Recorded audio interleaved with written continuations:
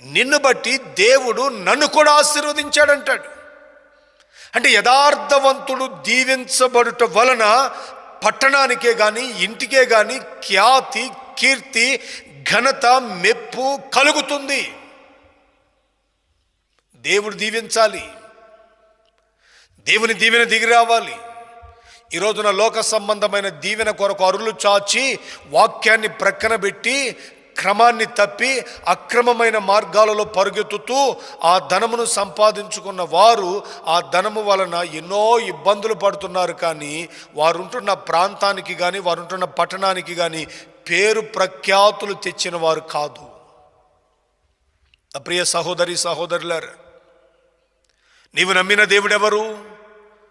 రోషము కలిగిన వాడు, పరిశుద్ధుడు, నీతిమంతుడు, యథార్థవంతుడు, మాట ఇచ్చి